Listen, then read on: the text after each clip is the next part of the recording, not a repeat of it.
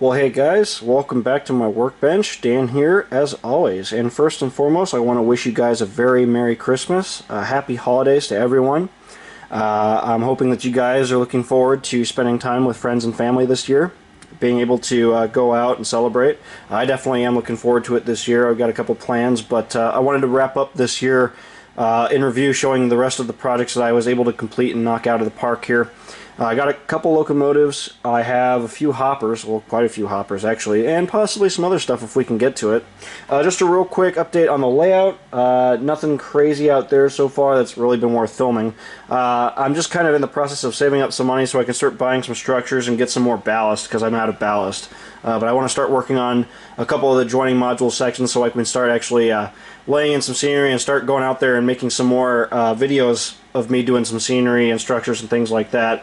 I think you guys would be looking forward to that, so I wanted to try to put some effort in there and also not be, you know, completely locked in my house all year, or rather all winter, not all year, but you know, go out there, have some fun, show you guys some more fun little techniques I like to try and do on my layout.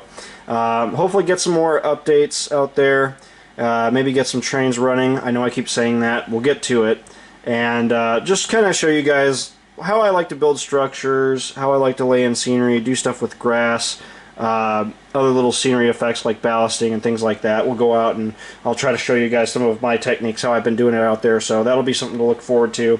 And of course I'll have some weathering videos coming as well. I got a couple different car projects planned out, so we'll see how things go and how soon I can start filming stuff. But before we get started, I wanted to show you guys a couple cars that I kind of started and I haven't really finished yet. These are a few that have been sitting for a minute. This one is a Citx phosphate hopper. This is an XPV grain car, so it's the dark blue. I faded this one down a little bit and did some custom patching. Hand painted it and then used some custom decals to patch it. You can see it's just kind of in the preparation stages where I've gone and done some brush technique to prep the roof out. I've painted some walkways different color to look like they were replaced, prepped the hatches a little bit, and just did some rust dot techniques. It's basically prepped for oil work and further weathering. I'm going to do some phosphate streaking down the side. We'll put a lot of rust on the bays and things like that. So this will be a car that I'm going to be working on as time allows. In terms of other cars, you'll remember the sponge technique I did on one of those covered hoppers that I showed a while back. That was a really popular video. I'm doing another one of those cars here. I didn't film this one, but this is an actual Atlas car, so not the NSC style car that I showed. But this is a similar sponge rust technique. I'm kind of in the works right now. I'm thinking of maybe doing some graffiti, maybe some patching. I don't know yet. But you can see it's just in the works, but this has basically the same effect that I showed in that video, so it's kind of in the works right now as well. That's a really neat car, though. I got that one thanks to a friend. And if I actually open my drawer real quick, hang on. You guys might remember all three of these. These are the Citx trash gondolas I scratch built. Well, partially scratch built. These are the old scale trains air slides that I rebuilt. You can see they're in the final stages of assembly, but what they need is loads, further weathering, and then I got to get the trucks installed and all the further brake piping, corner steps, coupler bars, and things like that. These have been sitting in a drawer for quite a little while now. I just haven't gotten around to actually finishing them, but you can see that they are just about done. I've pretty much gotten all the decal work and graffiti as much as I wanted to done. So they really just need final finishing and then custom loads done. So I'm hoping I can at least get these done by January, hopefully, if I can push myself. Just so I can finally get these out of my drawer, get them out of the way, and get them put away. But they're still really cool cars. And I've been unfortunately unable to find more of the higher capacity air slides that Scale Trains offered. I think they got some more announced, but they haven't come to fruition yet. But if they do produce them and then they come out, I might buy maybe one or two more. That way I can level it out to maybe 4 or 5 cars. That'd be a pretty decent amount for my trash train. But these are really neat prototypes, and I still really got to try to finish these up if I can, so I'll keep you guys posted on these. But now we can actually get into finished cars, and you guys can see what I've completed. You guys should be able to remember this car. This is the one that we weathered for the demonstration videos when I started that series. I touched on sponge rust technique and a little bit of roof weathering on a plain gray covered hopper like this. Since that video has been made, well, rather those two videos, I was able to complete this car by putting some graffiti on it, finishing the underbody weathering, oops, and also doing just some rust dot technique and some other finishing effects on the roof panels. The opposite side had the really nice graffiti, which I used prototype photos of a similar MLLX car. I was very happy with how that came out. It's a nice general in-service car, and I just wanted to throw it in this video very briefly to show you guys it's now completed. It'll be going back into its box to be stored for use on the layout, but I'm really happy with how this model turned out, and I think you guys definitely liked the weathering series on this car as well. You may also remember this car. This was shown in my last update video when it was still brand new. This is one of the Rapido Procore style plastic pellet cars. I finished the weathering on this one, which is an EHSX, and this is actually a seed car, but I weathered it using prototype photos of the similar cars. Not the exact number because I couldn't find the exact number, but I just did some prototype reference patching for safety striping, added some graffiti, and I did these really large rust spots on the sides of the car. Some unique patchwork, lots of grime on the underbays like normal. Rusted up the couplers pretty good, put a lot of grime in the ends, and on the roof walks, rusted those up a little bit, and there on the top of the car you can see that really cool grime buildup on that anti-skid coating.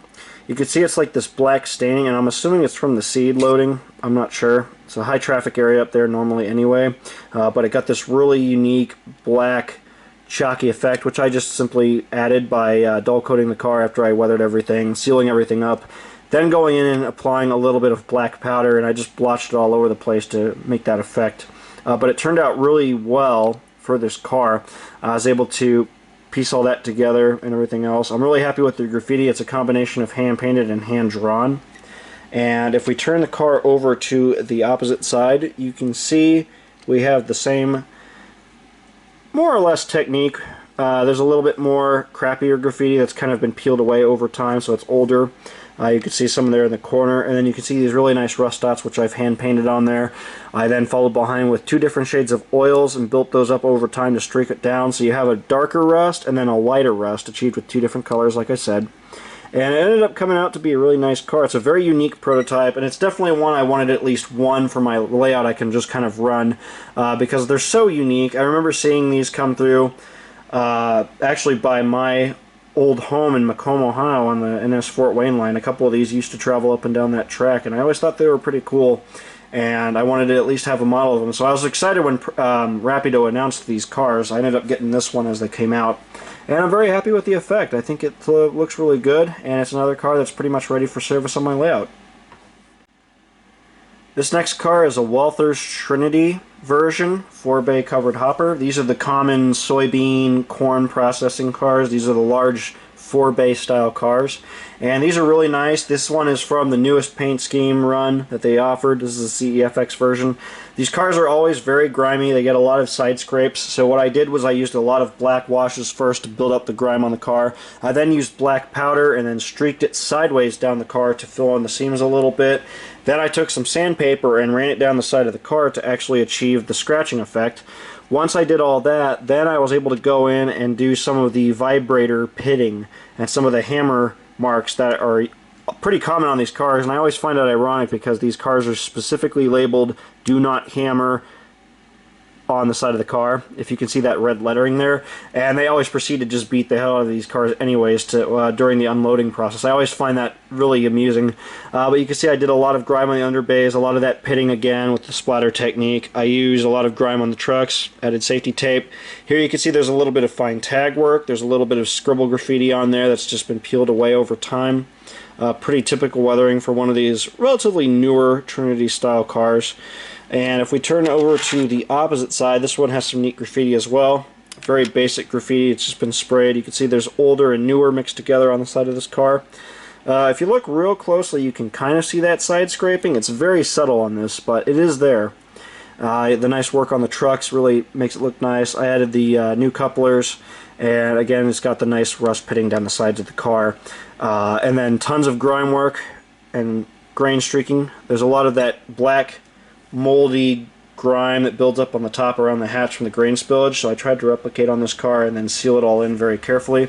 And I think it turned out really good, so I think I now have 5 of these cars, which is a pretty good little cut of them. And, you know, as time goes on, I may buy some more. We'll just kind of see what happens. They generally can be a little bit more expensive to get, so I don't need a whole bunch of them, thankfully. But as time allows, if I find them super cheap, I might grab some more. But they're always fun to weather. They make a good afternoon project. You can pull out a lot of these different techniques and just really have fun weathering these kinds of cars. This car here was a very fun weekend project. It's one of the rarer Atlas cars. This is actually from their first run of these pressure-aid cars from way back in, I think, 2002 or something like that, in the Atlas Master. Well, actually it was before the Master line. It was the red box era. But this car was one I saved for a long time, and I got to a point where I was like, okay, I'm either going to weather this car and keep it, or I'm going to just sell it off. Well, I ended up deciding to just go ahead and weather it up because I do like the Pennick & scheme. I've seen these cars a number of times in real life and I wanted one, so I decided to keep it.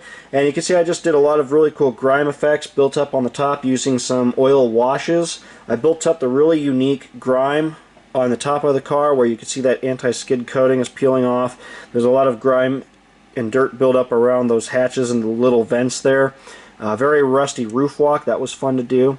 And on the sides of the car, I faded down the logo quite a bit. I added quite a bit of rust streaking and rust pitting down the sides of the car, and I used a combination of different oil paints to achieve the unique rust tones, like the fresher rust and then the darker rust.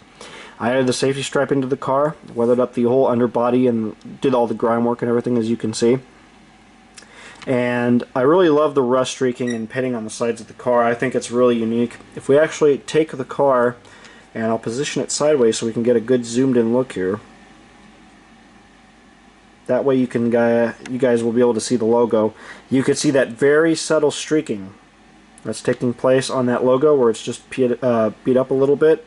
And then you can see that really subtle rust, just the peeling, pitting, and then the little scratches and gouges that occur on these kinds of cars. Darken the panel seams as well. That's important to do on these cars, and I just think it turned out really well, and I'm definitely glad I saved this model because again I did think about selling it, and fortunately I decided to keep it. You can see the ends are pretty simple, just a lot of grime sprayed up in there. I did some splatter, different effects like that. This side here has some really unique patchwork, and if we zoom in real quick you guys can see how I replicated this just doing some very subtle paint washes to the side. You can see I tried to make it look like maybe they buffed off some graffiti at some point in time, and it's just starting to get weathered back over. There's some crazy gouges and side scrapes down the sides on this side, and I thought that was really cool. You can see the safety striping's a little beat up. Weathered up the piping a little bit, grimed up the piping, put a lot of splatter on the underbays, and you can see that really heavy grime work that's on the bottom of this car. But that right there is the definitive look of these cars, how they appear in the modern day. They're really rare and hard to find, but they are out there, and when you do see them, they're usually in pretty rough shape, and this one is no exception. It turned out really good, and I'm very happy with how it looks, and it's another really nice car that's going to be going into my collection for service.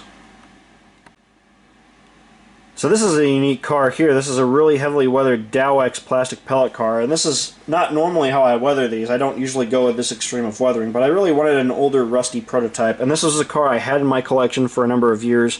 I think at least back since 2016 when I think these paint schemes were offered. This is originally a Dowx car, but I repatched it for a Dowx car. So I just heavily weathered it up with rust pitting and streaking. I used the two-tone rust mix for the rust streaking, the rust pits. Darken the panel seams. I added this really nice hand-painted graffiti down the sides. You can see it has the really subtle white streaking where it starts to peel away, and you get the dust and everything kind of streaking down the sides of the car, and it starts to blanket over the graffiti.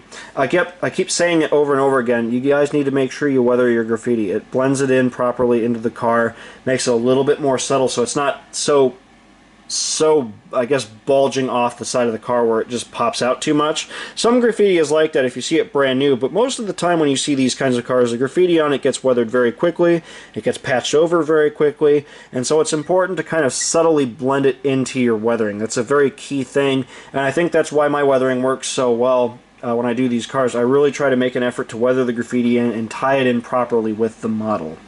You can see I did some really cool, unique patching. I just used some white trim film decal, and then I used some Smokebox Graphics Helvetica font decals to do the Dowx reporting mark and the number.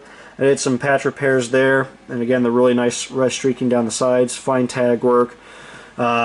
Took me probably about 5 hours to paint in and then detail the graffiti, and then of course just subtly weather it into the car. On the top you can see you got that really nice anti-skid coating, and that's just achieved with the same technique that I showed you guys on that MLLX plastic pellet car we showed a little while back. I just applied the acrylic paint and then subtly chipped and peeled some of it off to achieve this effect, and then grimed up the walkway. On the opposite side of the car there's some more graffiti. A nice larger piece here, and I think it turned out superb. You can see it's pretty much weathered in the same way. You got the old safety striping that's been covered up by the graffiti, and then the new is applied directly over it, and I think that's a really cool effect. A lot more rust pitting on this side as well, as you can see. A new COTS block is added there, and some really nice grime work done to the trucks and the underbody. But overall, a spectacular car. And another one I'm really happy I saved because it ended up turning out really nice, and it's ready to go back into storage for use on the model railroad. But I really love this car. It's another one of my favorites. Okay, now we get to talk about some cars that I know you guys will really love. These are the old Rust Bucket 4750s, and I crank these out usually around this time of year. I try to make a couple more for my salt train and for my general service fleet. This one here is an MWCX 4750. It's an old Central Soya car with the old placard billboard style car. Kind of commonly seen in the 1970s. I just heavily weathered this one up with a bunch of different washes. I added a couple different parts like the new placards there for the old ACI CarTrek logo, the decal rather. It's just painted over now. I added the tack boards. I added new tangent smooth hatches to this car because it originally had the ribbed trough hatches, which are pretty much all gone in these cars at this point. They've all been replaced with the fiberglass hatches. I just really heavily weathered this one up with lots of rust pitting. I custom patched it, added the safety striping. The underbody is very heavily weathered up. We'll touch on that in just a second. The placard work was really fun because I basically hand painted all the fading paint on the placards on this car on both sides. So I did a really light blue and a really light reddish pink color to make it look like it's really faded down, the paint's peeled off, and then you can see there's a lot of gouges and side scraping on the car. I used a really neat prototype for this car, but I can't remember the exact number, but it was maybe 1 or 2 numbers off if I can remember the actual number that I used for this prototype. But you can see it's got a lot of heavy rust and grime work on the top of the car. If we actually take it and look at the top, you can see how I really blended it out. You can see that there's a lot of that heavy rust started with acrylic work, and then you followed behind with the oils and kind of blend it out a little bit. There's a lot of rust on the walkways, a lot of grime on the hatches there as well. That's mostly powder. There's a lot of rust there at the top.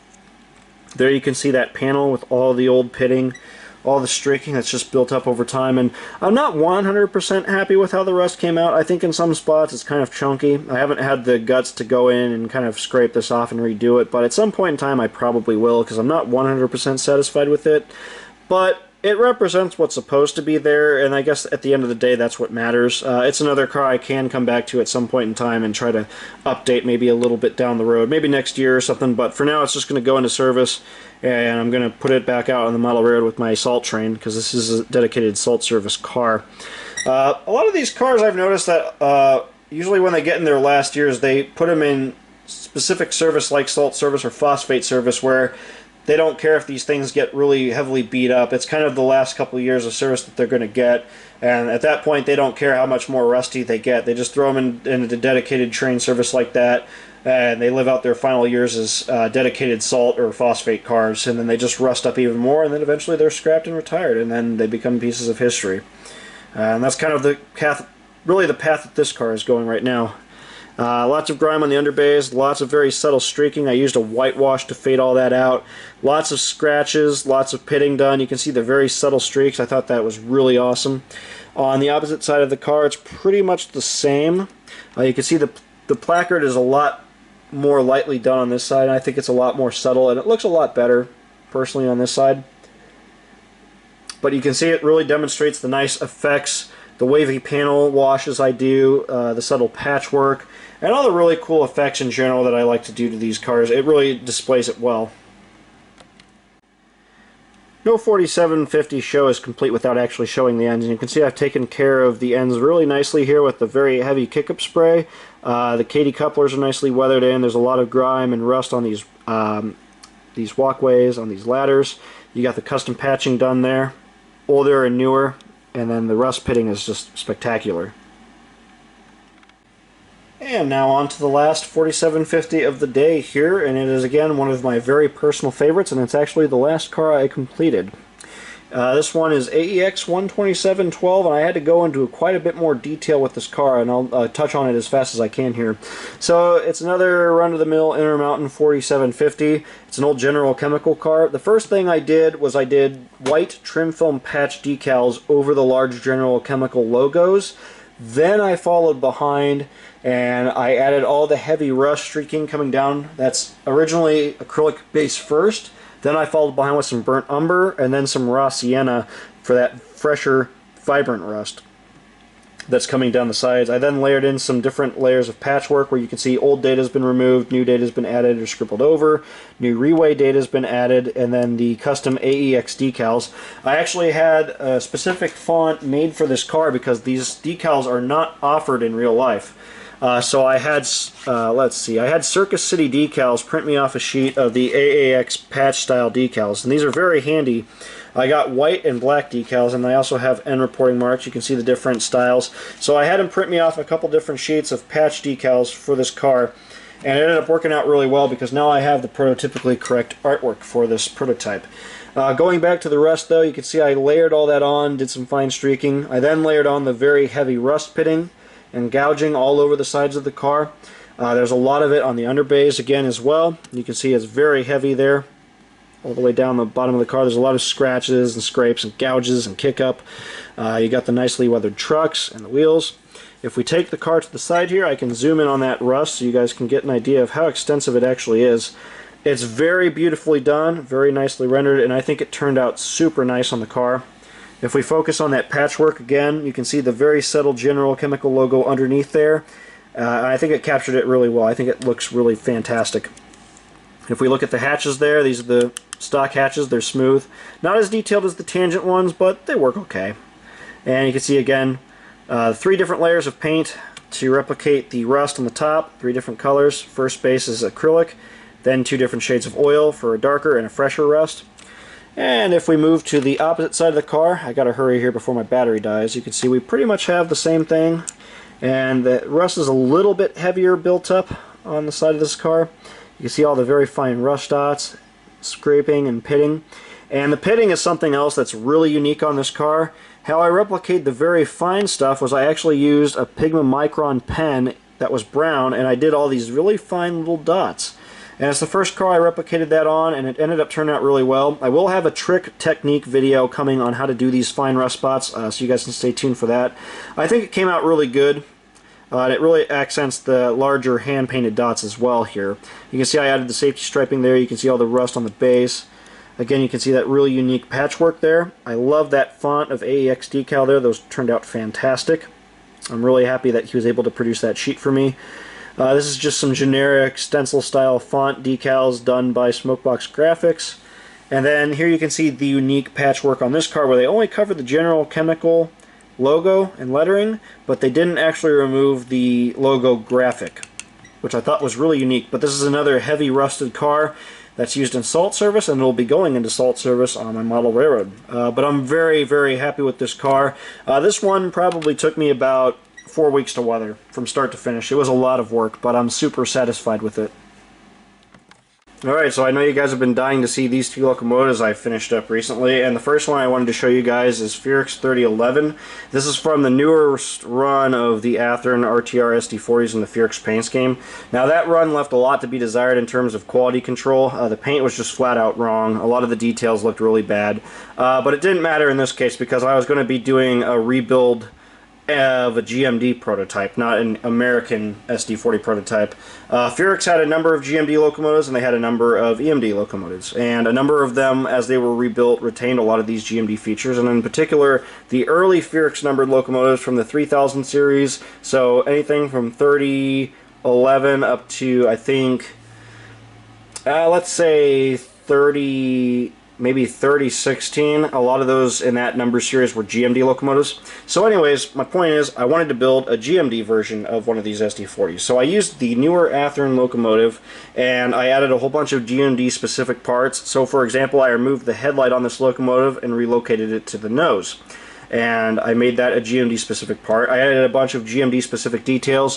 For example, I custom made the handrails on this locomotive, mainly the front stanchions, to indicate that these are formerly GMD. You can see that they're more of an ergonomic shape compared to the straight bent style handrail stanchions that are commonly used on American prototypes. You can see the distinction between the GMD handrail and then the American style handrail, which I thought was very interesting. Some of these parts were converted, and these locomotives were a real mixed bag where you could kind of see what they used to be and how they were converted over time. And some of them had full GMD handrails, some of them had the EMD lights, some of them had the GMD lights. They're a real mixed bag, and a lot of these locomotives are really unique with their prototype specific detailing.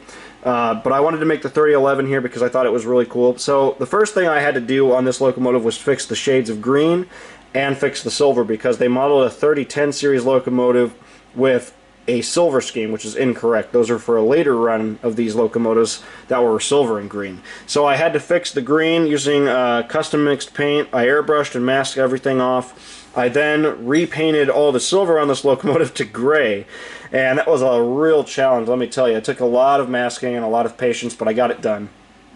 Then we went into the detailing, so I added all the road specific details. Like I said, I changed the headlight from up here to down here on the nose. Added a bunch of other details like the conduit to the cab. I added a full cab interior, a new horn, lift rings. I added all the plumbing on the underbody along with all the fuel tank details, nice truck details, and we'll try to focus in on some of these here real quick. In terms of detailing, you can see what I've done on the trucks. I added the brake line to the truck. You got a mixture of covered and exposed bearings. This is common on these leased locomotives. A lot of times they take those bearing covers off and they're exposed like this. You can see I did a lot of patching. I added a lot of detailing, a lot of chipping paint, a lot of rust streaking. My typical method for these locomotives now, and really exercising a lot of discipline and everything, going in and adding a lot of layers, really is the key to making these locomotives look realistic. Here you can see the cab interior with the gauges on there, the seats. It's got the speed recorder in there. I added the new rear view mirror, this roof detailing, of course, as you said. And as we move down the flank of the locomotive here, you can see all the really nice fuel tank weathering. I added the air filter details, the custom made waste retention tank. This locomotive has a full reflective sill. You can see I did all that and then weathered that accordingly. You can see there's a lot of rust coming down that hood, and there's a lot of paint chipping coming off that gray here, revealing the primer underneath. I thought that was a really unique feature, and I wanted to try to model that. You can see there's a lot of rust forming on the dynamic brake section as well. Here on the radiator section, you can really see what I'm talking about with all that rust and all that paint peeling at the top there as the primer is being revealed. You can see the custom number that I did there using some microscale decals, and then again you can see the nice truck detailing here as well. You can see all the separate details that I added to the ends here, along with the nice weathering. I modified the front handrails here to get the correct spacing, so these are actually custom bent brass sections with the Athearn stanchions completely modified. That was a lot of work, but I got that done. You can see I added the custom-made couple lift bars. These are hand-formed with wire. There's the GMD style grab railing, you can see there. And then it has the interesting headlight. This is the GMD feature as well.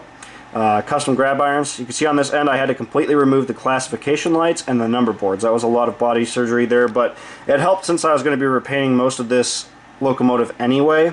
I was able to carefully blend everything with putty and a little bit of sanding, and once I painted it, everything blended in really nicely. This side of the locomotive really demonstrates the nice weathering again as well. You can see all the rust, all the fine rendering that I did there, the paint peeling. You can see I did a little bit of grimy exhaust on the roof there, and then there's a little bit of paint peeling on the top of the cab as well. There's a lot of grime and rust coming off these battery box doors. That's a common thing you see on locomotives anyways, in general. There's a lot of fine streaking on the fuel tank, a lot of fine streaking and oil rendering on the trucks. I really tried to go for a nice dry, weathered look to the trucks here to try to replicate the fine streaks, and really made it look like they're starting to age quite a bit. I was really trying to kind of go for the look of a locomotive that's been sitting in storage, and that's why it's so heavily weathered, and it's been reactivated and put back into service. In particular, I was trying to model a specific locomotive that's been sitting at a facility like Paducah, Kentucky, with an NREX or something like that, where this locomotive maybe sat for a couple years and then was reactivated and put back into lease service for a while, and it just got all this really nice weathering as it sat. Here on the nose, you can see I had to modify this brake wheel. I actually changed that and made that instead of from a ratchet style brake to a hand brake, the wheel type brake, typical of a GMD locomotive. So I custom modified the nose, and then since I was repainting all that green, I wasn't worried about that. I just filled everything in with putty, spliced my parts in, and then repainted everything, and it came out perfect. This side of the truck here has the speed recorder. That's a common placement on the locomotives there. They usually will put it on the front axle there. And then you can see again we have the nice mixture of open and covered bearings on the trucks, and lots of nice weathering. And we absolutely have to look at the roof on this locomotive because it came out spectacular. You can see the very heavy paint chipping and peeling on the roof. You can see all my nicely separately applied details. You can see the paint chipping and the rust runs on the cab, and all the nice grime in the grill work, all that in the fans with the rust starting to form inside the grates. Very, very nicely detailed, and I'm very satisfied with how this model turned out. This last locomotive here is another really cool GMD rebuild. This is Citx 3079, formerly GCFX 3079, and it might have also been CEFX 3079 at some time. A number of these gray ghosts, as they're called, went to CEFX. GCFX personally ran some, and then a number of them went to Citx, where they remain now.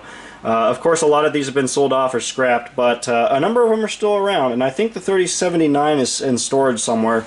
So I tried to replicate a heavily weathered locomotive that, just like the 3011 that I showed previously, has been sitting in storage somewhere and has recently been pulled out and reactivated. So it's got a lot of, let's say, sit-down rust, as I like to call it, replicating what a locomotive looks like as it sits for a number of years in storage. A lot of times the paint starts to fade really bad. You start to see the paint peel off. A lot of rust forms on the trucks, things like that, where it doesn't normally form, if you will. So anyways, with this locomotive, it's another Athearn. I used a CN SD40 prototype to build this, just like the prototype. And I stripped all the paint off the CN locomotive. I added a new dynamic brake section from an SD40, because this is a late SD40-2 dynamic section, so I got that part from a Dash 2 that I had as a part source. So I added that, added a number of different parts. I modified the cab and then the nose, similarly the way I did with the 3011, by removing the headlight up here, and then adding a new headlight on the nose. It's a little bit of work. I also added the new brake wheel to the opposite side, which you'll see in a second. But you can see I did all of that. Added a ton of road-specific details, modified the trucks, the fuel tank, added a lot of detailing to the top, changed the fans around a little bit, and just added a bunch of other little details. This locomotive got a complete custom paint job, and you can see I added a lot of weathering on it as well. You can see the nice detailing on the trucks with all the nice oil rendering and fine grime streaking down there. You can see there's a lot of fine streaking on the fuel tank, though it's kind of hard to see at this shot here, but you can very subtly see it. There's a lot of grime buildup at the top there, and it starts to streak down. I did have to replace the air tanks on this locomotive. Since they were the GMD style, they had the dual tank. I had to remove those and replace that with the larger, more normal, standardized EMD tank, like this here, on both sides with a details west part. On the trucks, you can see the redone detailing. You can see I added the exposed bearings to this truck here. That's prototypical. And the rear truck as well has all exposed bearing caps. You can see I did a lot of paint detailing, a lot of rust chipping and paint peeling. This one is very interesting because the 3079 at some point got a replacement door from a Fierex locomotive, and you can see it has the silver and green. So I custom painted that on this locomotive and then did some decal work to make it look like the door was replaced, and it ended up coming out really well. It's a really unique spotting feature of this particular engine. Added all the front details. The new handrails, again, are completely redone since I wanted to model accurate GMD spacing. So I just used the Athearn stanchions, basically cut all the railing off, and then replace it with brass sections in between those stanchions, and then glued everything back together and then painted it with the model. It's a lot of work. Here on this end, it's the same thing as the 3011. I had to do a lot of body surgery. I removed the class lights and the number boards from this locomotive. I added the new rear headlight, and you can see all the prototype specific detailing like the MU cables, the new ditch lights with the lift rings, the custom made couple of lift bars. Those are very fine brass wire parts. Spare knuckles. Here you can see that they left the GMD railing on this end. I thought that was really weird. And then all kinds of other really nice piping along the sill there. All kinds of really nice weathering effects, custom decals. On this side of the locomotive you can see all the very nice grime and rust effects forming up on the deck of this locomotive. Right on those walkways it starts to kind of build along the seam, right where the car body meets the walkways there. A lot of that rust starts to form and then it starts to streak down very subtly along the sill. You can see I modeled some grease streaking as well. I did a nice job filling in these doors with a little bit of that grease as well. And then you can see all the nice fuel tank and truck details that are all separately done. All the piping is added. You got the speed recorder on the front truck there as well. Here you can see the custom done brake wheel there as well. It's built exactly the same as 3011. You just take the nose off, cut the old ratchet style brake out, fill it in with some styrene, and then build up your new parts, add them, and then paint everything together. And it turned out really good. Here you can see the nice cab details as well. I modeled this with the open windows there. It's got a full cab interior again, just like the 3011. New seats. It's got the speed recorder in there. It's got the stand and everything else. This has a full reflective sill and a number of really nice details on the top of the locomotive as well. Custom lift rings, new horn, air conduit piping, and some new replacement fans. There you can see all those nice details. It's a lot of work, but it turns out well if you do it right. You can see it's got the big K5 up there, all the nice weathering on the roof, all that real oily exhaust, typical of an older locomotive. You got a lot of rust forming on the cab too, and a lot of grime and exhaust, diesel soot, everything else that you would expect to see on the roof of one of these older locomotives. And to wrap up this video, you guys get to see a little front view of these locomotives. You can see the really unique detailing on the fronts. These are both similar CN prototypes, but in the rebuild process these things get very specific details, and sometimes the coupler bars are different, sometimes the ditch lights are different, sometimes the plows are different. So when Alstom rebuilt all of these SD40s, even when they had unique or even if they had identical SD40s that they were rebuilding, a lot of times they got different parts and all the rebuilds were different in certain ways. Certain parts were replaced like handrails while others were left on, and it's really nice building these things because you can see all the wide ranges of detail variations you can get out of these things, and it's unfortunately one of the reasons why manufacturers will probably never make true models of these Alstom prototypes, because the detailing is so specific to each locomotive, and it really is left to us modelers to try to build these and actually replicate them properly. But when it's done right, you have something like this that are these true works of art. These are both layout ready. I have decoders in them. I got to get the 3079 programmed for the layout. The 3011 is set up to run on the layout. I've been testing it out there, so I'm hoping I can get some videos of this one running at least. I know you guys would love to see that. So, but that's the locomotives that I've completed so far. I do have some more locomotive projects that I'll talk about later, and we'll try to save those for another video. But I want to thank you guys again for sticking with me on this one. I know this got a little bit long here, as they usually do, but I like to take the time to explain things. I know you guys generally like a good explanation of how I actually go about building these things, and hopefully you guys can learn some stuff from these explanations too, even though they're long-winded, I know. But I want to thank you guys for watching so much. I can't thank you guys enough. I've gotten a lot of new subscribers lately.